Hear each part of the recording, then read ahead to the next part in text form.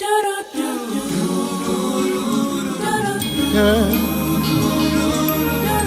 yeah, yeah. Oh, yeah. Mm, yeah. Born and dead, saved by love.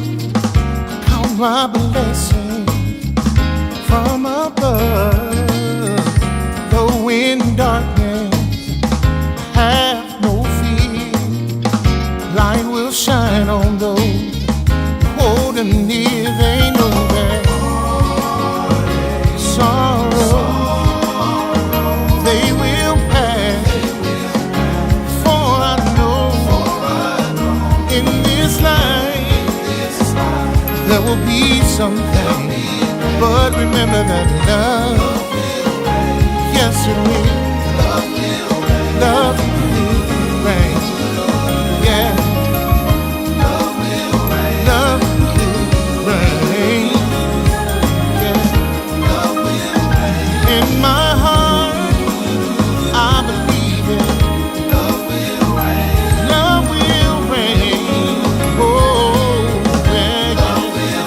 Yeah. Have a vision. It's clear and plain. People living life, smiling again. Oh, see the children, they know no pain.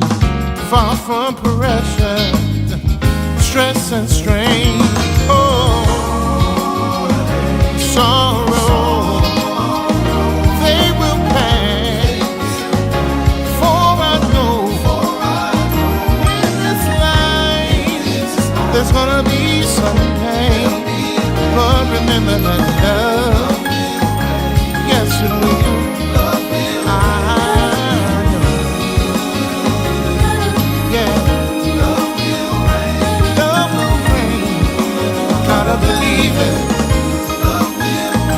In my heart, I truly believe. Sun will shine again, and love, I can hardly wait. We'll all be together. There'll be peace, peace, sweet peace, happiness and joy forever.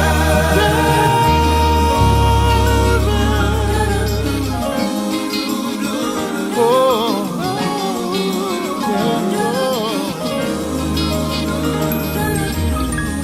One day, someday, pain will be over and love will reign.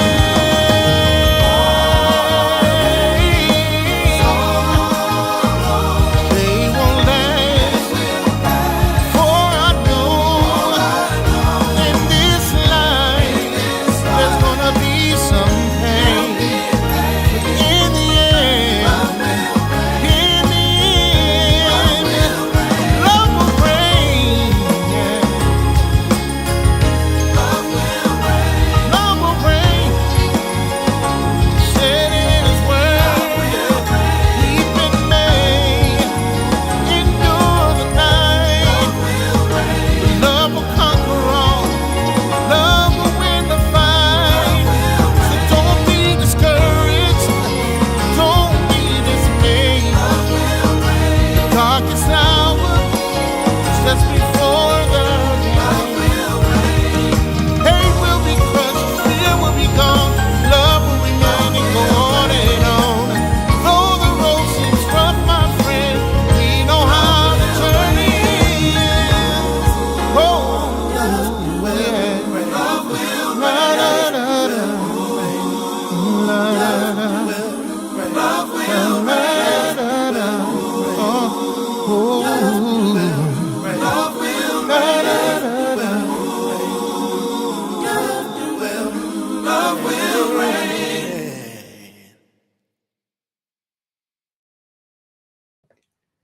Love will reign. I am excited always to hear that song from Kier Coleman Ward, and we want to thank him for allowing us to use that song as our opener. I am Marcus Holmes, the love activist. I'm advocating for a better love for you and I, one world at a time, yours and mine. And I hope that you will take a moment, whether you're watching us live from the Love and Stuff community page or the Marcus R. Holmes page here on Facebook, or if you're with us on Twitch TV, Twitter, YouTube events, I hope that you will click, share, and tag 5 of your closest connection, 5 of the more popular ones to join us. And I hope that you will tune in for these moments in Black history. I think it's important across the spectrum that people recognize that while we have these 28 days or now maybe 21 left, that doesn't encapsulate or capture all that Black people have contributed to this society, to our world. But it is a time that we do set aside to highlight some of those things. But I thought that as we go into the first Tuesday of the month, and we'll be talking about Black love and Black music and Black church and Black preachers throughout the month, and you get an opportunity to enjoy some of those shows. You don't want to miss our Valentine's Day show 1 week from today, which will be around Black love. But we wanted to take a moment, though we have not replayed the video here in the Love and Stuff community of the brutal police killing in Memphis. I wanted to remind us that we are all called to stand up, and we don't want to be the silent friends. We want to stand up and be the friends and community who speaks up against the social injustices of our world, particularly brutality at the hands of those that serve in blue. And however you slice it, and I've had some interesting discussions about blue is not black or white. The entire system of law enforcement is steeped in systemic racism. And to ignore that aspect of black and white, you could never truly understand how to get to blue. That is my position. And I'll continue to say that position loudly, that even the people that are in non-law enforcement positions are embedded in a system or group of systems that have systemic racism built as their foundation. I invite you to go back as early as reading the Federalist Papers and even back to the Constitution itself. You will see that from that time forward that we have seen in this American history, in the very fiber and DNA, the fabric, the tapestry of this country, that systems of oppression have been at the fulcrum. And if you ignore those, then you don't really come to a rendering of understanding how Black men in blue would respond and react differently than other people, because they're embedded, they're inculcated, they're indoctrinated, maybe better said, in a system that was built in inequity, that was built in oppression. And you must understand that to understand to some degree what has happened, not only in Memphis, to a young, who seems to be a young, beautiful man, Tyree Nichols, and it's happened across many different places. But I wanted to open this video cast today, showing you something that I have had to share with young men and women that I have been fortunate and blessed over so many years to work with young people. I can remember my first professional, if you will, paid opportunity to work with young people was when I was 15. So that's been a little while ago. And ever since, I've been blessed to work with young people and adults the same, but young people. And across these times, especially recently, I've shared this same sentiment with those young people that I'm sharing with you, and that I hope that you will share with others. It's a video from Trinity Church of Christ out of Chicago, and you may have seen this video, and I hope that you will share it with other young people as we all think about telling our young people how to get home safely. I've had similar conversations to what you will see in this video with Autumn, and I think it bears playing and sharing so that we continue to tell our young people that they live in a reality where the value and the worth of Black and brown people, especially Black people, has been under assault for a very long time. So I'm sharing with you this video. I hope you will click share, and then I want to come back and share with you after a brief commercial after that my personal experience a little bit, and then I'm going to share some from some of the work of the Dr. Martin Luther King. Where do we go from here? Chaos or community, which I think is prophetic and still relevant today. You're watching Love and Stuff with the Love Activists. We're advocating for justice and a better love in our world. And I think this video encapsulates that to some degree. 10 rules. 10 rules. 10 rules. 10 rules of survival. 10 rules of survival if stopped by the police. Number 1, be polite and respectful when stopped by the police. Be polite. Be respectful. Remember that your goal is to get home safely. Your goal is to get home safely. Your goal is to get home safely. I'm sorry. Number 2, if you feel your rights have been violated, you and your parents have a right to file a formal complaint with your local police jurisdiction. Number 3, do not, under any circumstances, get in an argument with the police. Number 4, always remember that anything you say or do can be used against you in court. Number 5, keep your hands in plain sight. Make sure the police can see your hands at all times. Number 6, avoid physical contact with police officers. Do not make any sudden movements and keep your hands out of your pockets. Number 7, Do not. Do not. Do not, do not, do not, do not. Do not run, even if you are afraid. Number 8, even if you believe you are innocent, do not resist arrest. Number 9, if you are arrested, do not make any statements about the incident until you are able to meet with a lawyer or public defender. Number 10, stay calm and remain in control. Watch your words. Watch your body language. Watch your emotions. Remember. Remember, your goal is to get home safely. Get home safely.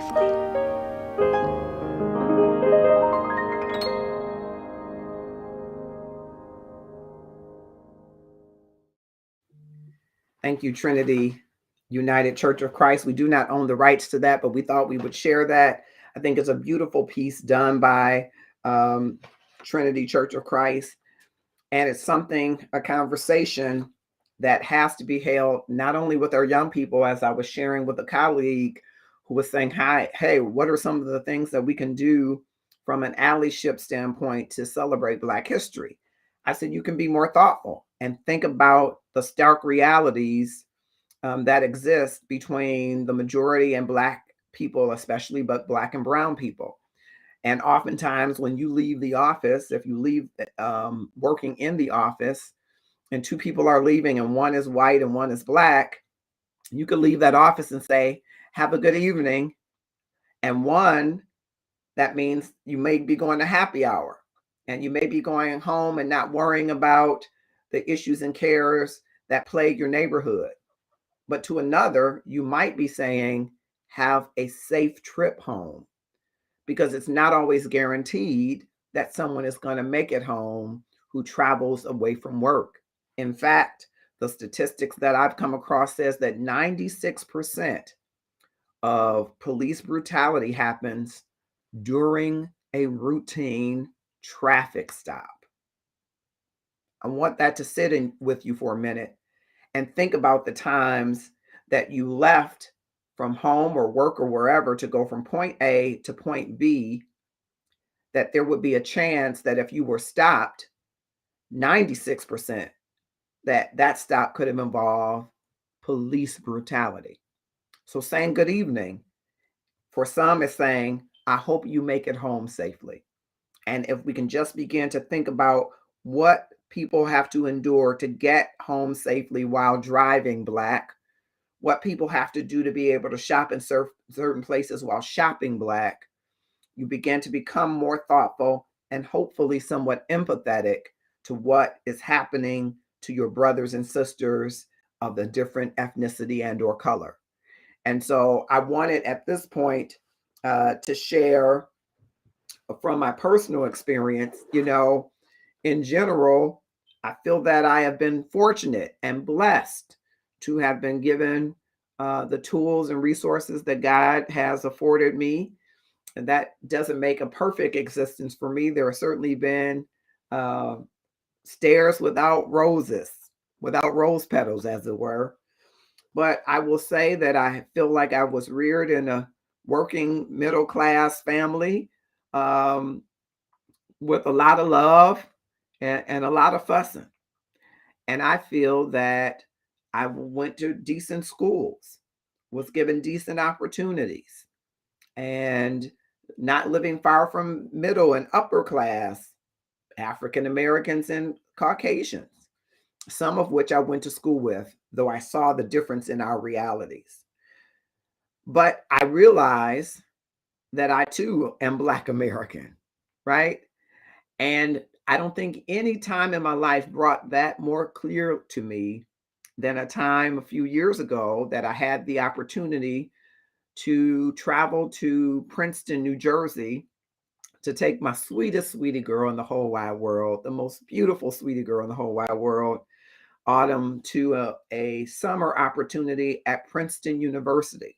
I was honored that she was selected to go to Princeton and to have interview with staff from Princeton and to be a part of a woman's empowerment for young women her age during that time. It was her first time being away from home. She had traveled a little before, but never traveled by herself. And so knowing that, I had the opportunity to take her to Princeton. We flew there together and had the opportunity to take her to Princeton. We flew into New York and got to see a few of the sites in New York before I dropped her off for her time at Princeton.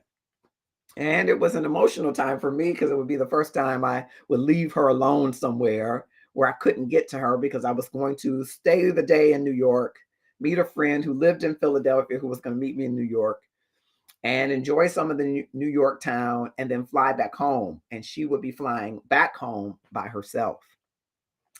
And so I did that, got her to Princeton, said my goodbyes, did my cries where she couldn't see me, and prayed that God would cover my child. Though she is my niece, I have often thought of her as my child. Lord, please cover my baby while I'm not able to touch her. And any parent out there understands what that prayer was and is about.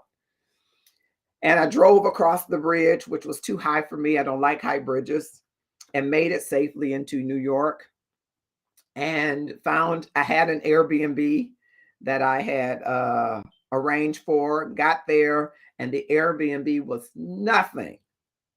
I mean, nothing like what I sought to rent.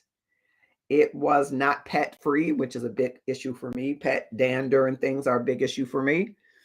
And it was not, I didn't feel safe at this Airbnb. So I quickly called my buddy from Philadelphia and said, hey, I know you're on the train coming here to meet me, but we need to find another place. As soon as you get here and get to me, I'm going to grab my things and I need you to find me another place. So he took in a train or whatever transportation, I think it was train.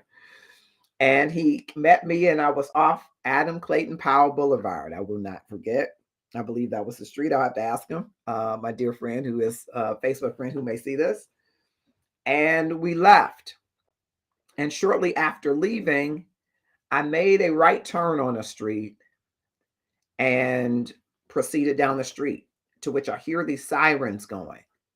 And so I speed up slightly so that I can get to a place where I can pull the car into a parking spot. So if the police needed to, they could get around me. And as I'm pulling into the spot, I hear over a loud horn, don't effing park there.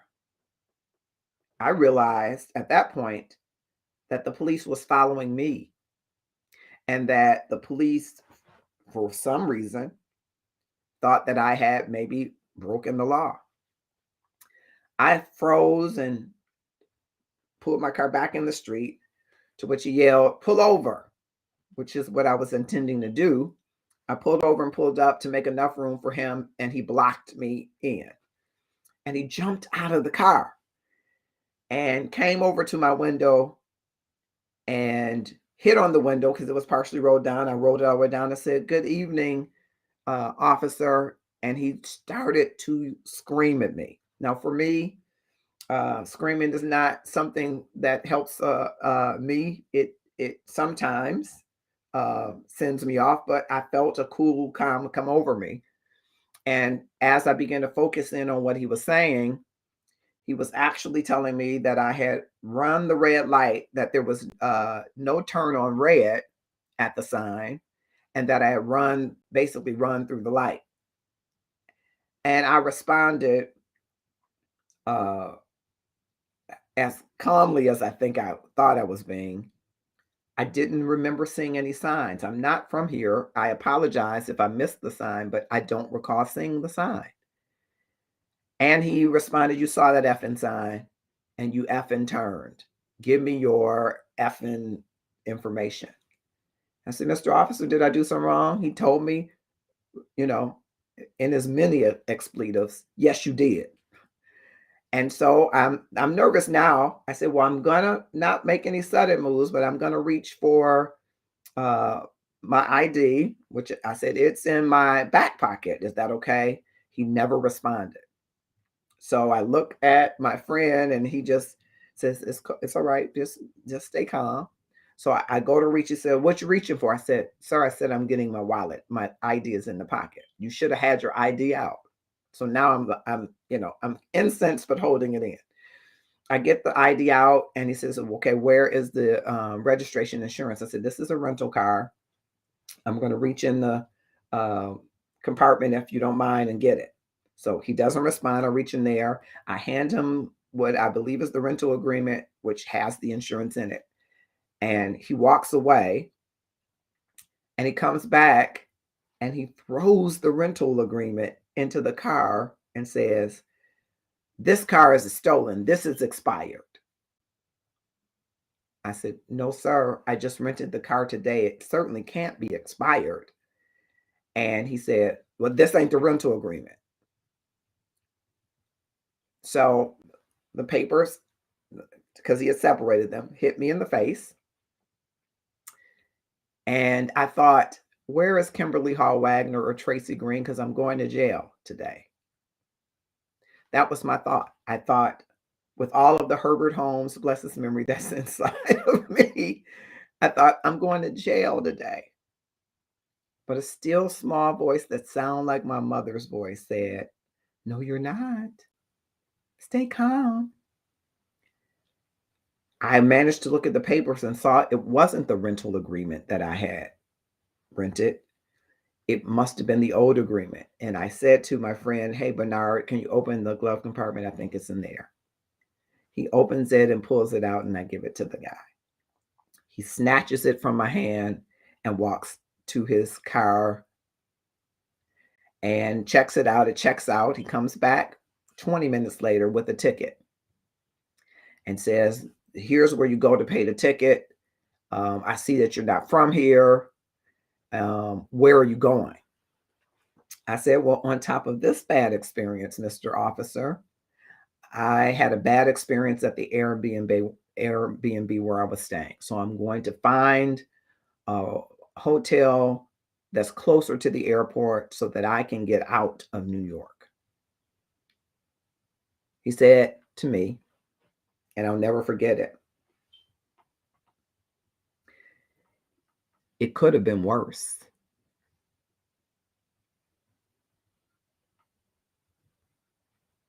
He hands me the ticket,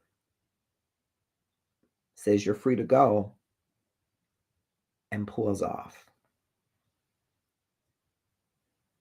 Not drive carefully, have a safe trip, be careful next time where you're turning. He says it could have been worse. And I wondered, what would have happened to me if I was so scared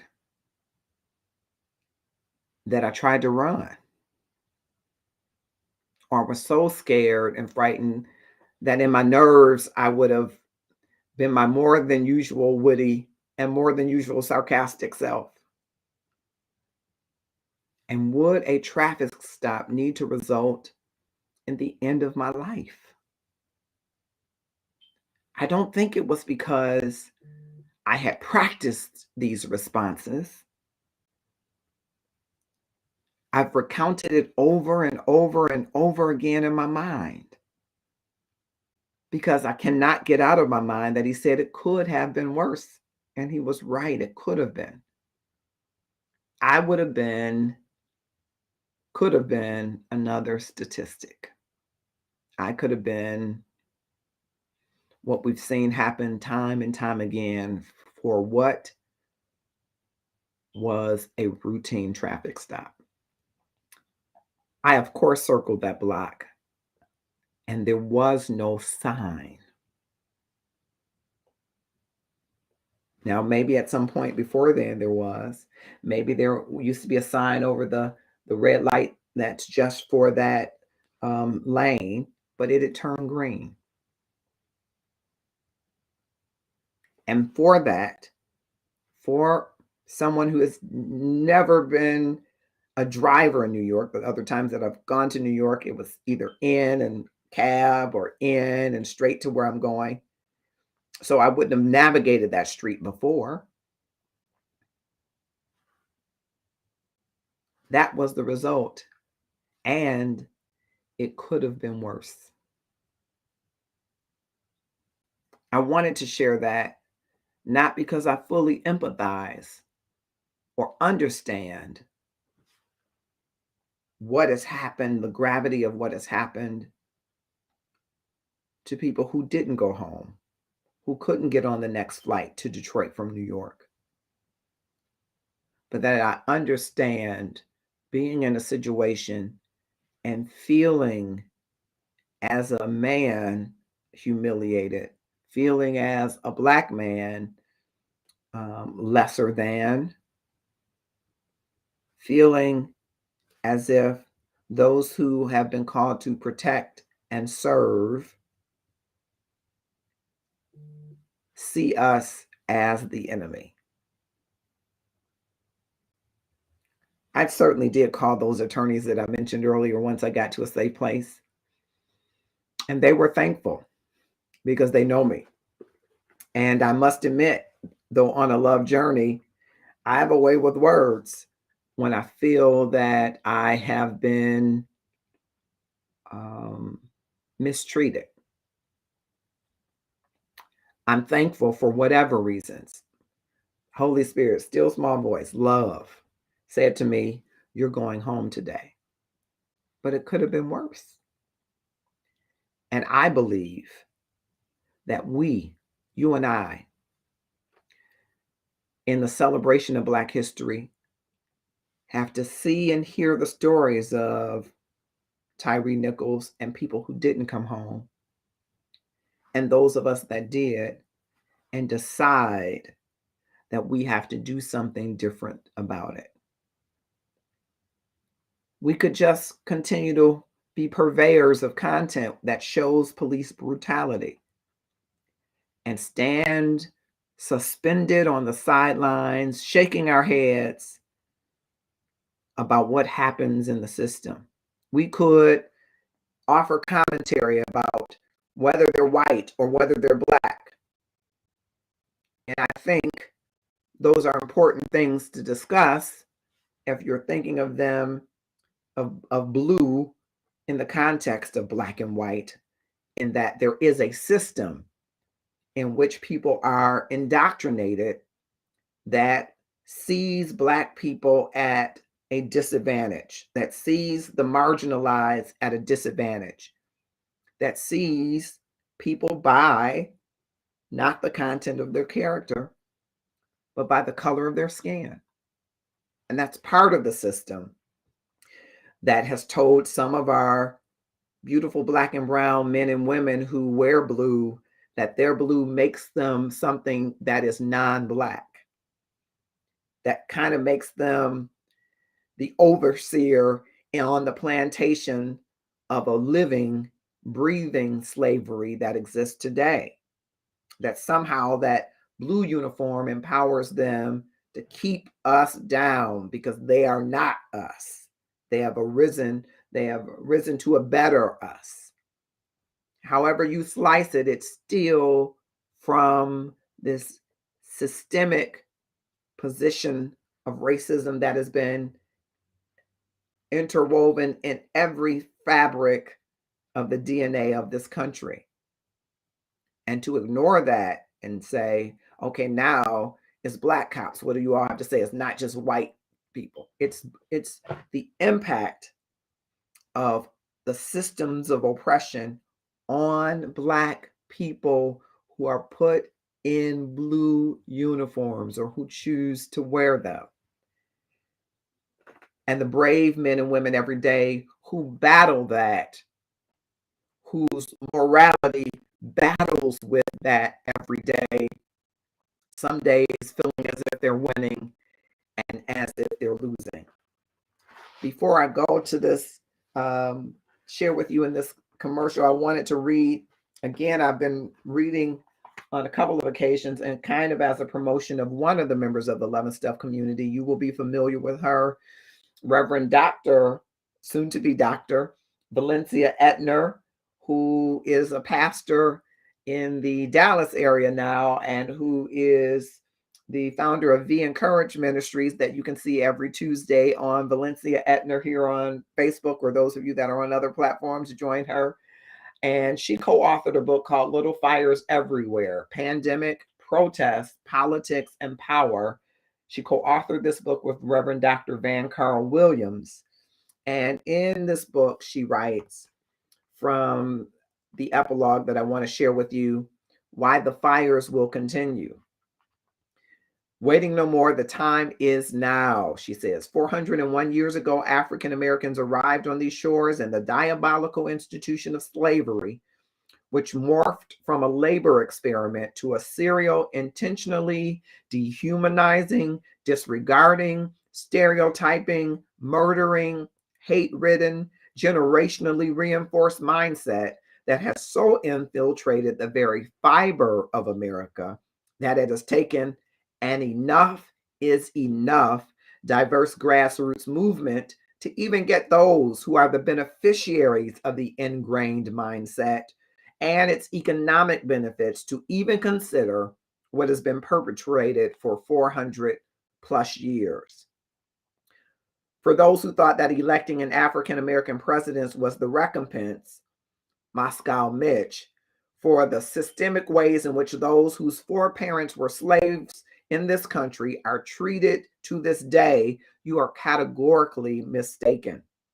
The election of Barack Hussein Obama was a collective choice, but did not obliterate the system of racism.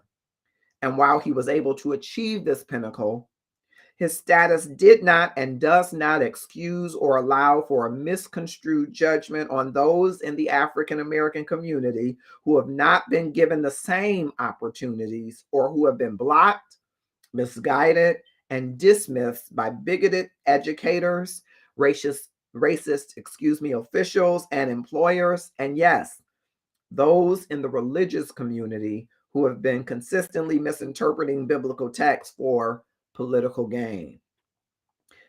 This protest and subsequent response to the death of George Floyd and others is not an all-of-a-sudden phenomena. It has been bubbling for decades, like a fire ready to combust.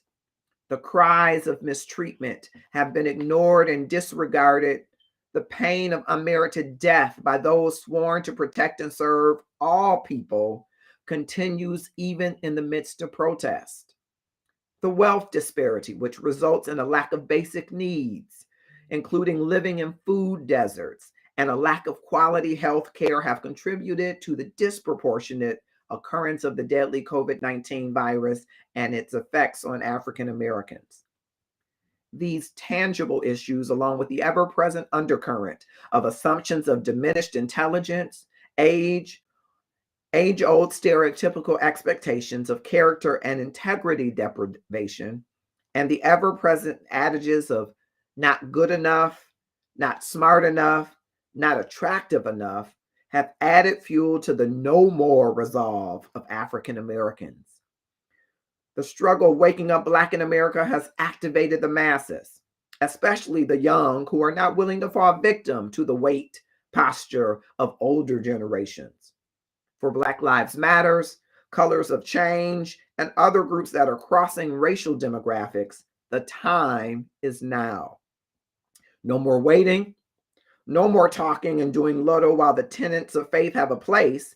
These groups are not waiting for a preacher to lead them. They are not interested in diffusing the anger with hallelujahs or initiating the olive branch. They are demanding intuition by the perpetrator. And until penitence and reparations are evident, and until there is substantive change, there will be no calm, no justice, no peace. Here's the truth. This time had to come. There was no avoiding it, especially in an overt racist Trumpian environment. The infection has never been healed, only bandaged while still hurting. The scab of civil rights has never been fused into the skin of America, and the sores stay raised.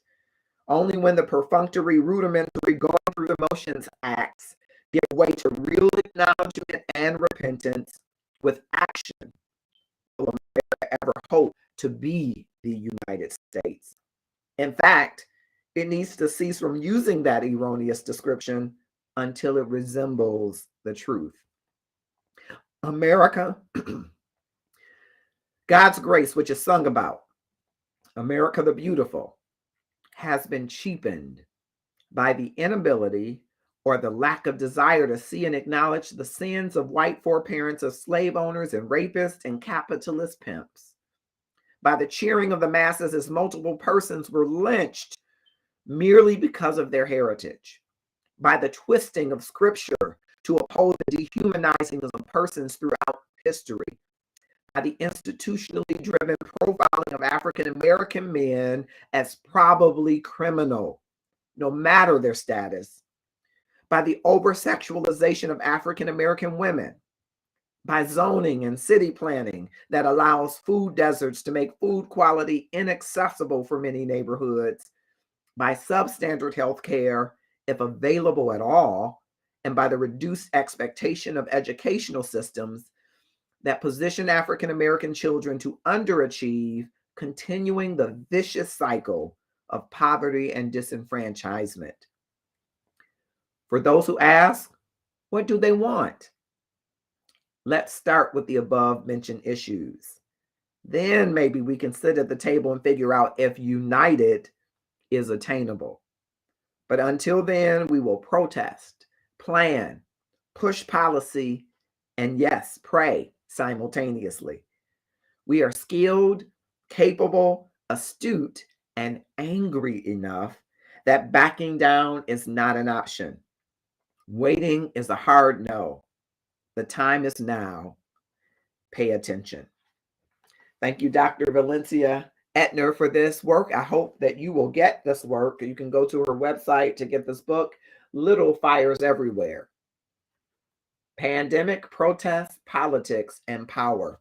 We'll be right back. I hope you will click share and tag someone else. Where do we go from here, chaos or community? I want to talk a little bit about more ways besides sharing your story, which is way number one. Sharing your story and the stories of inequity so that we never forget the stony road that we have trod. It's important as we celebrate Black history. I'm Marcus Holmes, the Love Activist. We will be right back in just one moment.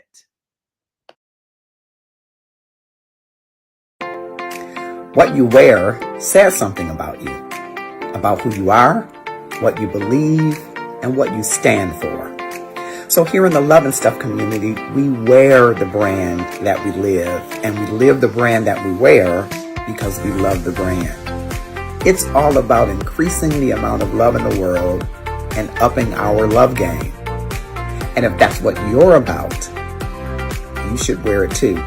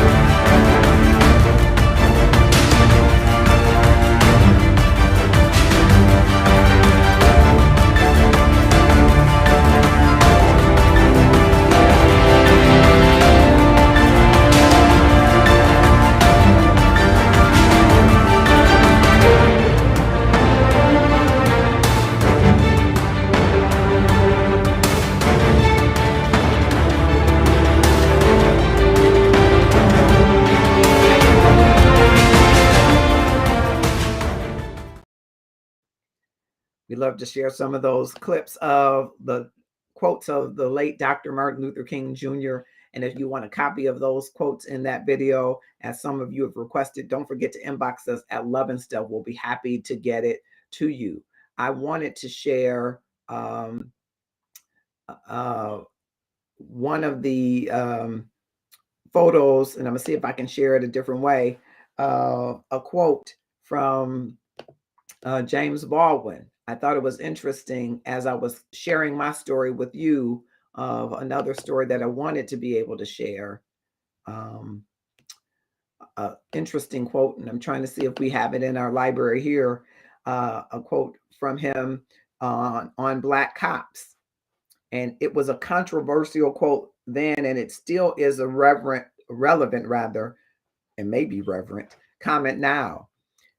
He wrote, "Black policemen were another matter. We used to say, if you just must call a policeman, for we hardly ever did, for God's sake, try to make sure it's a white one. A Black policeman could completely demolish you.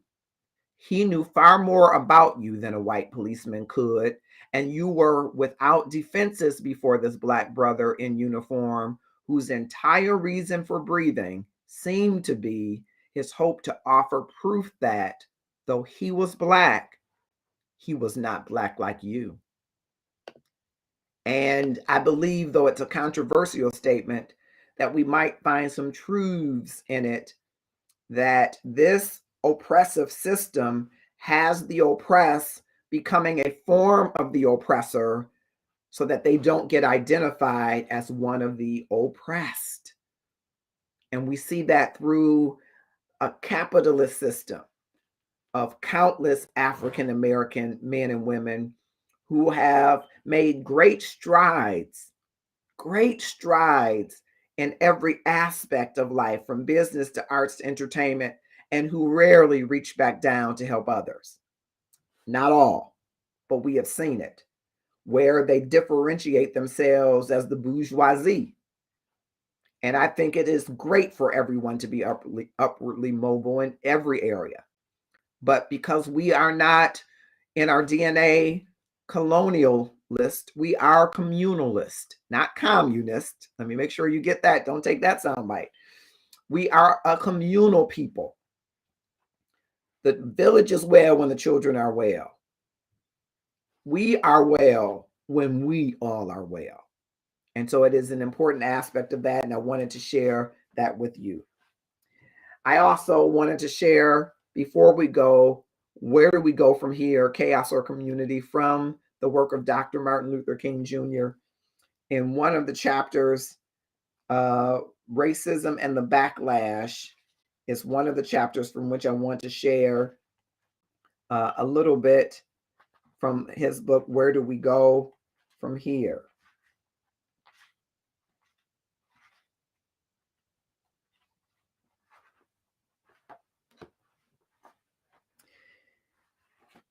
It is time for all of us to teach each other the truth about who and what have brought the Negro to the condition of deprivation against which he struggles today.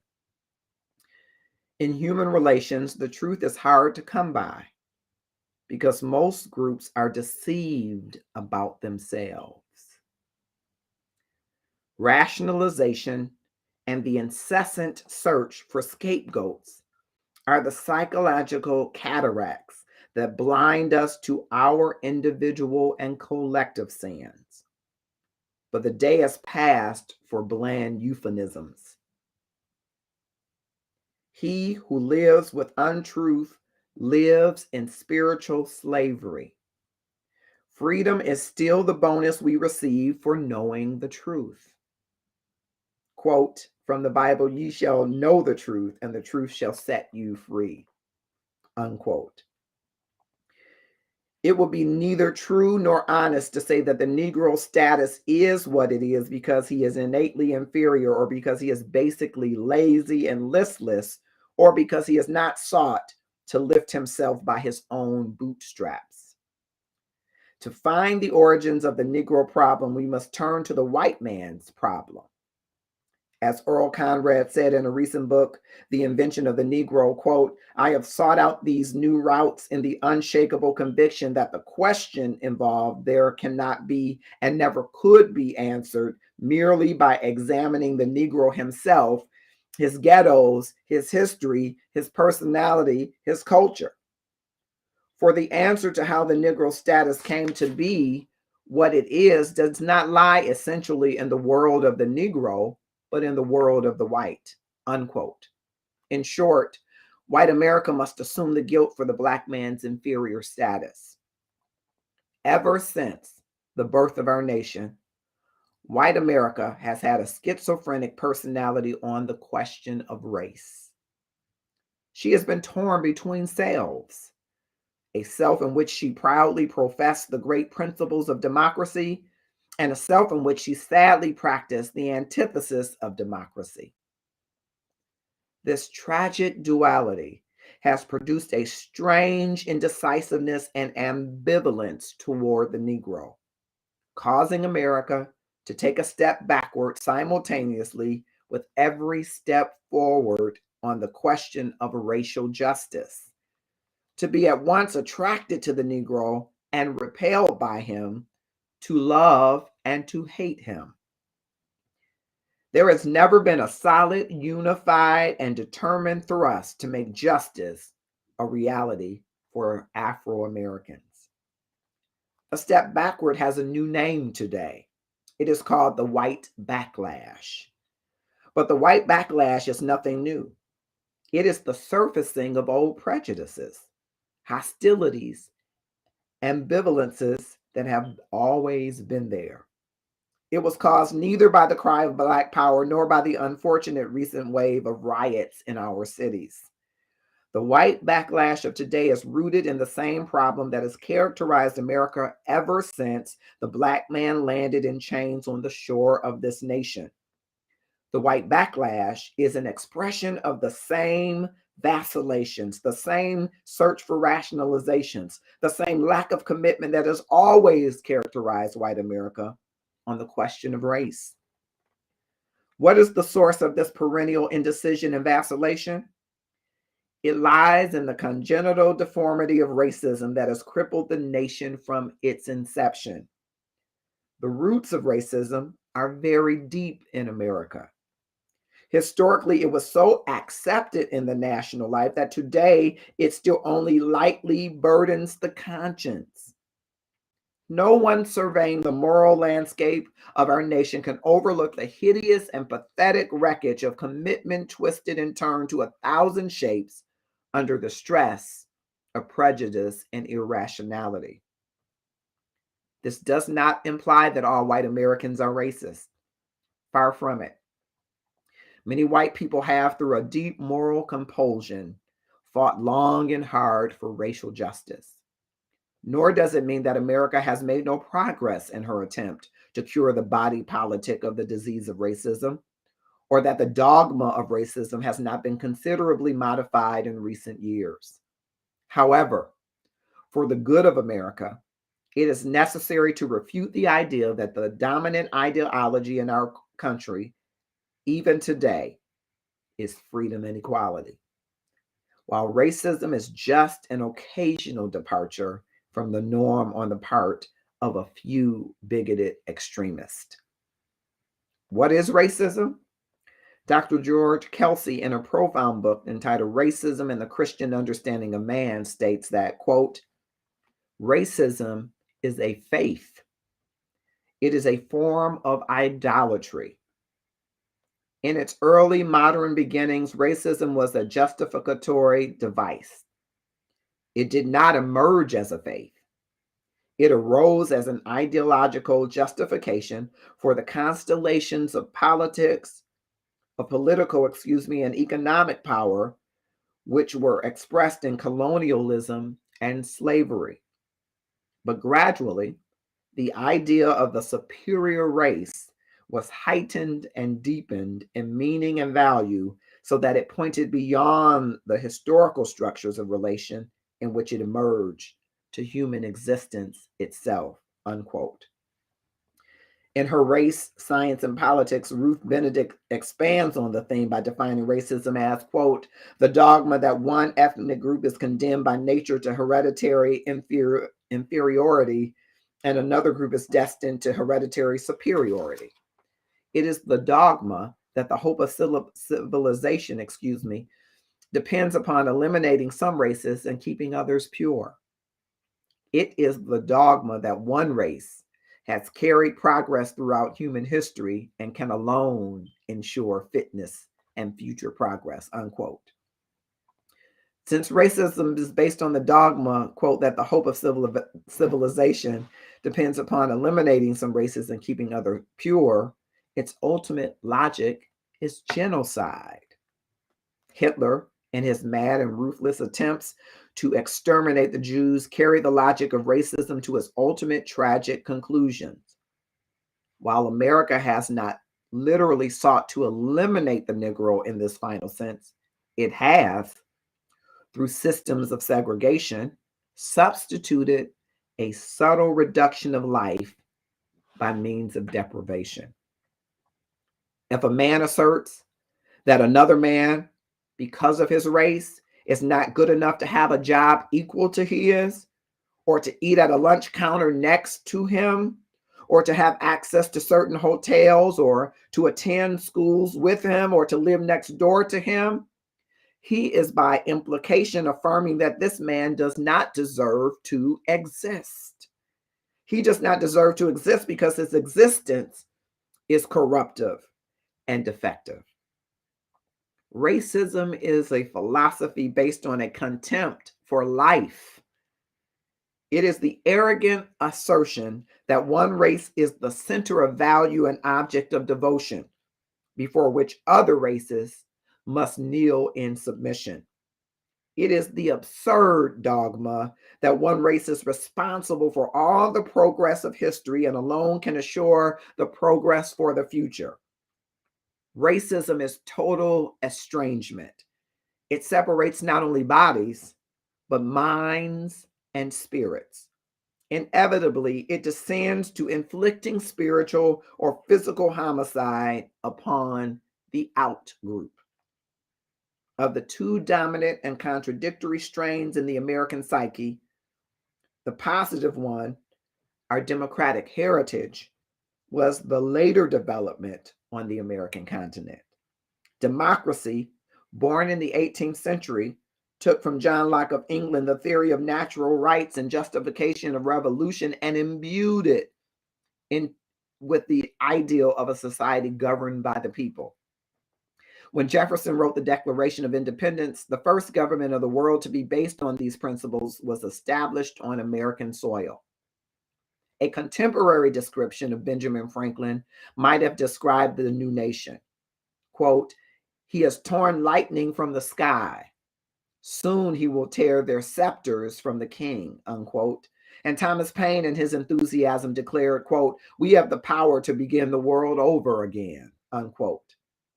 Yet even amid these electrifying expressions of the rights of man, racism, the myth of inferior peoples, was flourishing here to contradict and qualify the democratic ideal.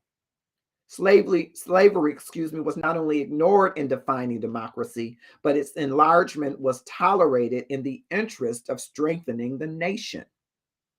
For more than 200 years before the Declaration of Independence, Africa had been raped and plundered by Britain and Europe, her native kingdoms disorganized and her people and rulers demoralized. For 100 years afterward, the infamous trade continued in America virtually without abatement, even after it has ceased to be legal on this continent. In fact, this ghastly, bloody traffic was so immense and its profits were so stupendous that the economies of several European nations owed their growth and prosperity to it, and New England rested heavily on it for its development. Charles A. Beard declared it was fair to say of whole towns in New England and Great Britain, quote, the stones of your houses are cemented with the blood of African slaves, unquote.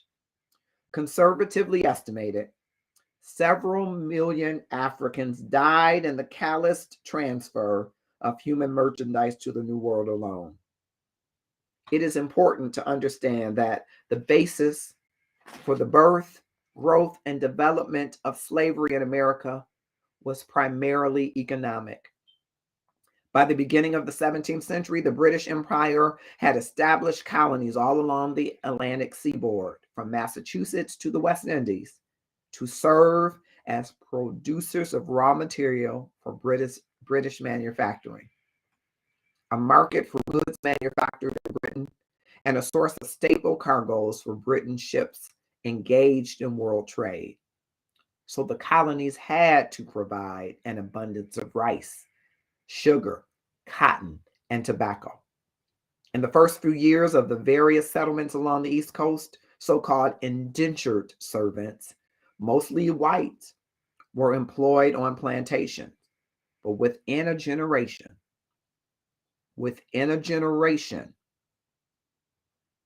the plantation operators were demanding outright and lifetime slavery for the Africans they imported within a generation.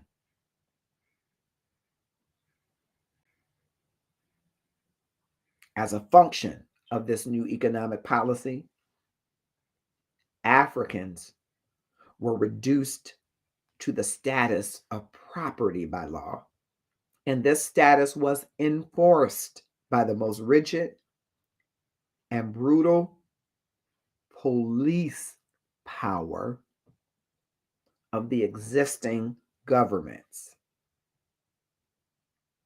I just want to read that section and hasten to a close. I'm reading from Where Did We Go From Here? From one of the chapters within. I invite you to read it this Black History Month. Racism and the White Backlash. I want to reread that part.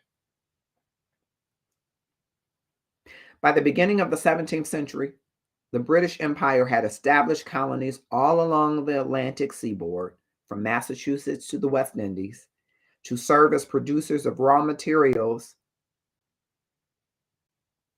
for British manufacturing, a market for goods manufactured in Britain, and a source of staple cargoes for British shipping engaged in world trade. So the colonies had to provide an abundance of rice, sugar, cotton, and tobacco. In the first few years of the various settlements along the East Coast, so-called indentured servants, mostly white, were employed on plantations. But within a generation, the plantation operators were demanding outright and lifetime slavery for the Africans they imported. As a function of this new economic policy, Africans were reduced to the status of property by law. And this status was enforced by the most rigid and brutal police of the existing government. I wanted to reread that because there are people who believe that this is not a country whose ideals and systems are steeped in oppression and oppressive, racist ideology. And that ideology, which was law, had no impact on those who were called to enforce the law. Whether Black or white, oppressive systems can bleed into blue.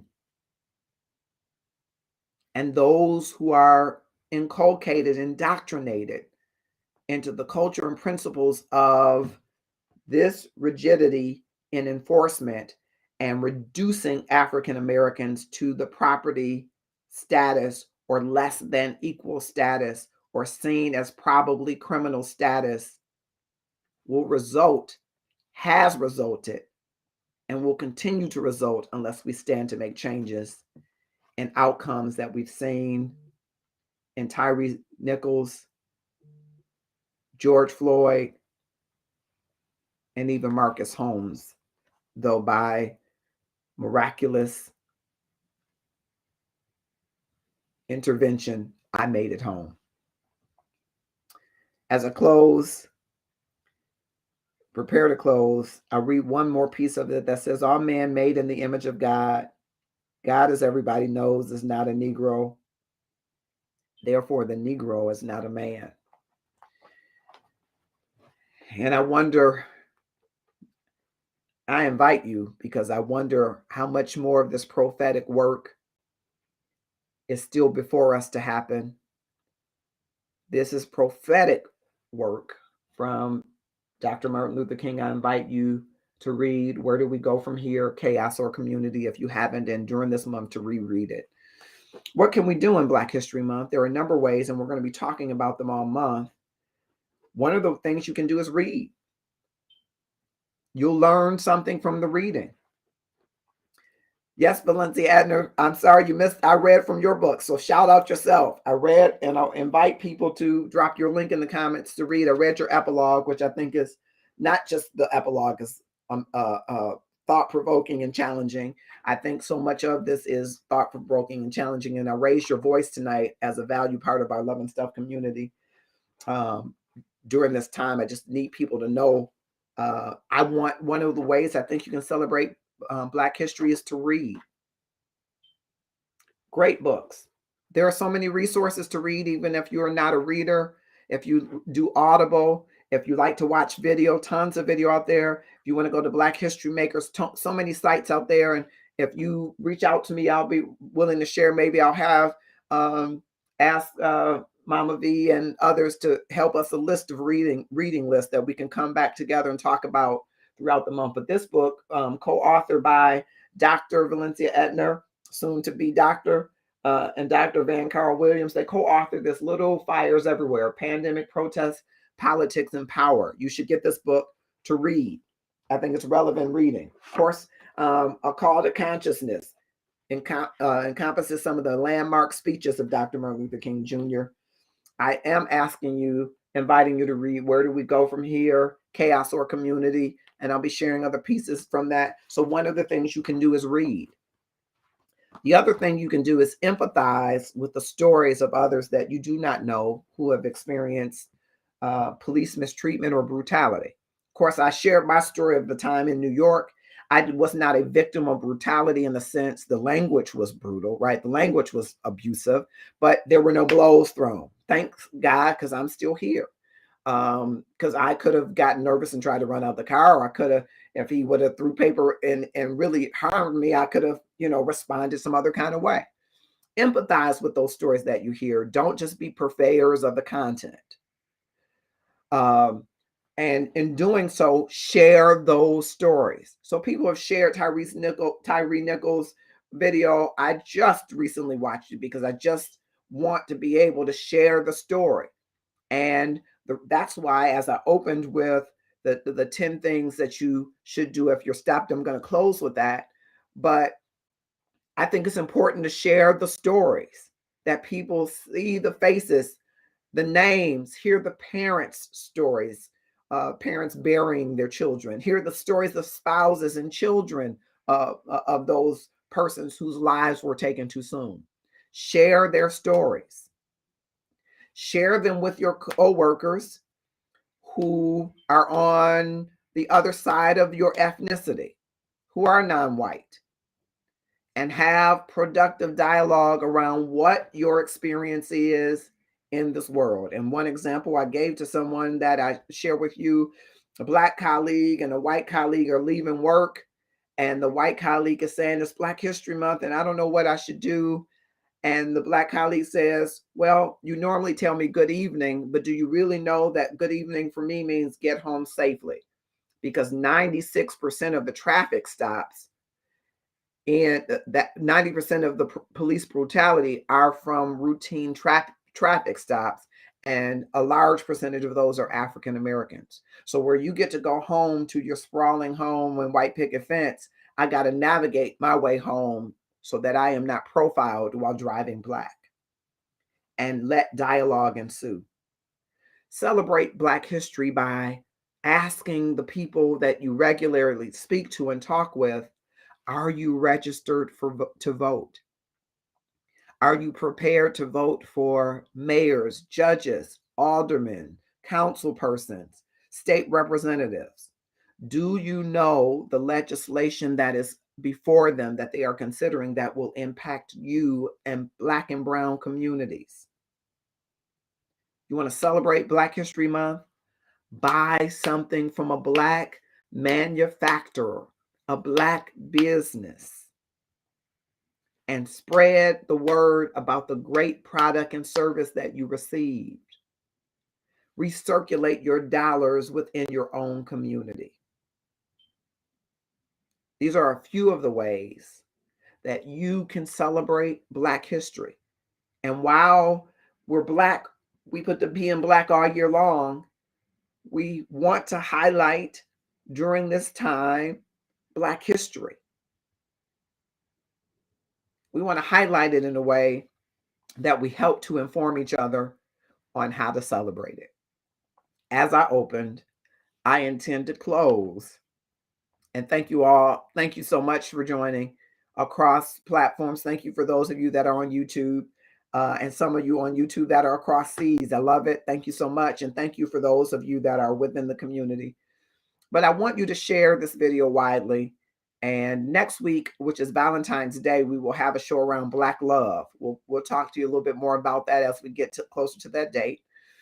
And throughout the month, we'll be focusing on Black poetry, Black music, Black preaching. We'll have various inserts throughout the month, culminating on the 28th with a Black history presentation, because we want to elevate again the voice of Black people. Yes, as we know, the things that are happening in Florida, and Mama V, I was just talking to a colleague about researching it, because we know that Florida doesn't want African American history, critical race theory, and everything else taught there. What about the employees that other states have who live in Florida? Now, what if that employee who lives in Florida doesn't want to be subject to that, raises some claim? It opens the door of Pandora's box. And thank you for that. So those of you see Valencia saying in Texas, those of you in Florida, or whatever state you're in, know what the legislation is that's being presented so that you can advocate for what you believe in. That's what love does. Love advocates. Love advocates for those who feel voiceless. And love helps to activate the voice of those in community and coalition to be greater, stronger, and more powerful. So thank you for that, Mama V. Those of you that are in our contingent in Texas, stand forward. And in every state, we got to be engaged. And that's why one of the ways to celebrate is through coalition. You believe in celebrating Black History Month? Are you registered to vote? Are you getting somebody registered this month? Are you engaging someone on the issues? Are you raising the voice of love that advocates on the behalf of others? Then you're celebrating Black history, my friends.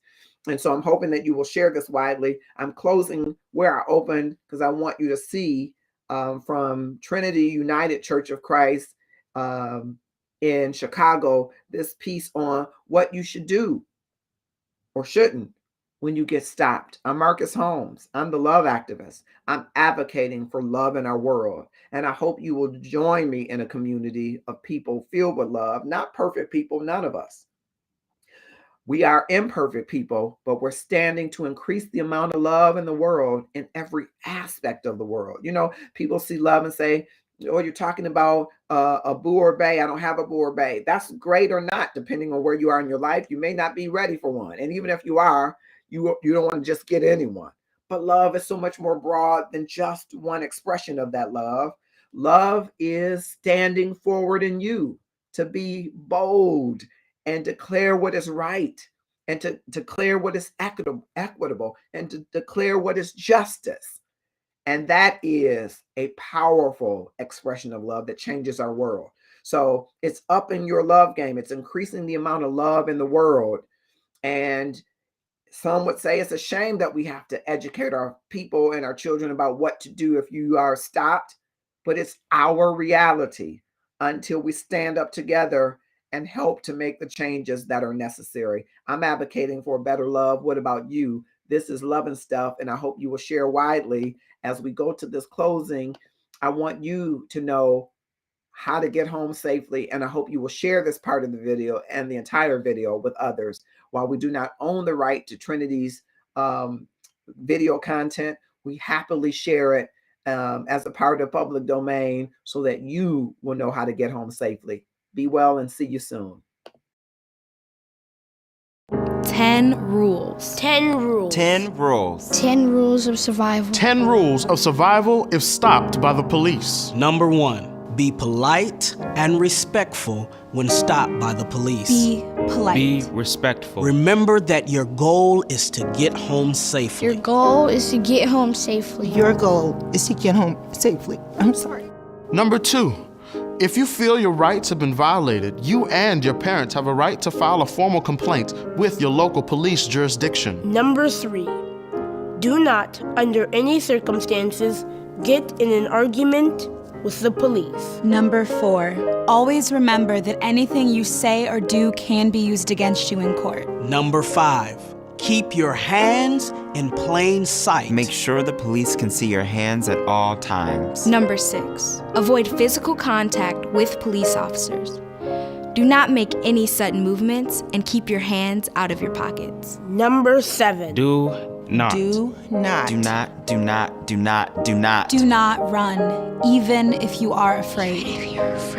Number 8, even if you believe you are innocent, do not resist arrest. Number 9, if you are arrested, do not make any statements about the incident until you are able to meet with a lawyer or public defender. Number 10, stay calm and remain in control. Watch your words. Watch your body language. Watch your emotions. Remember, Remember, Remember, your goal is to get home safely.